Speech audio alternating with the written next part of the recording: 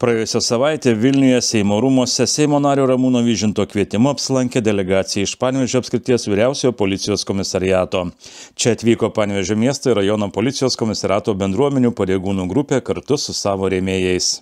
Pirmiausia, svečiai buvo pakviesti į trumpą ekskursiją. Seimo kanceliarijos darbuotojas gidas supažindino delegacijų su Seimo darbu, istorija ir pagrindinėmis salėmis, kuriuose vyksta posėdžiai. Ekskursija apie Seimą, apie jo veiklą, apie darbą, kažkiek apie architektūrą. Norim, kad žmonės realiai tą parlamento darbą pamatytų, pajustų savo atsakomybę už parlamentą, nes tai mūsų atstovybė. Vėliau pareigūnai rėmėjai susitiko su Seimo nariu Ramūnu Vyžintu, jo patarėja ir padėjėju, taip pat su Teisės ir Teisėtvarkos komiteto pirmininku Seimo nariu Juliumi Sabatausku. Susitikimo metu daugiausiai dėmesio skirta teisėsaugos aktualijoms, bendruomenės saugumui ir kasdieniams gyventojų rūpesčiams, su kuriais tenka susidurti kasdienybėje. Tęsiu tradiciją, šiandieną pas mane lankosi jau 5. grupė svečių, tai yra Panevėžio apskrities vyriausiojo policijos komisariato, Panevėžio miesto, Panevėžio rajono bendruomenių pareigūnai ir policijos rėmėjai.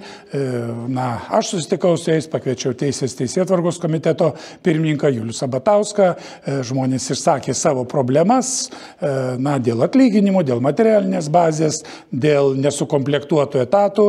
Taigi informacija Seime prieš svarstant biudžetą atsakingo komiteto pirmininkas, tiek ir aš audito komiteto žinome ir bandysime įtakoti, kiek leis mūsų valstybės resursai, kad pareigūnai būtų motyvuoti dirbti toje sistemoje.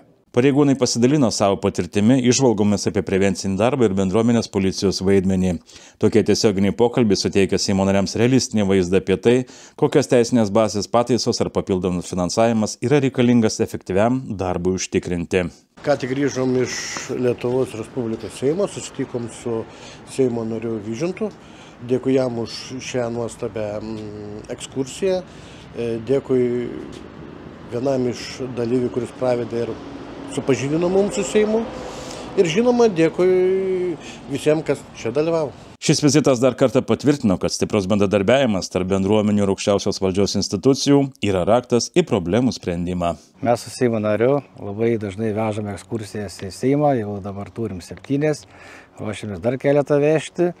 Ekskursijose supažindinam bendruomenės su Seimo gyvenimu, Seimo istoriją apžiūrim, susitinkame su Seimo nariais. Šiandien mes turėjom ir taip pat ypatingą ekskursiją, vežėm Panevėžio vyriausiojo policijos komisariato pareigūnus, kurie susitiko su Seimo nariu, dalyvavo plenarinėme posėdėje.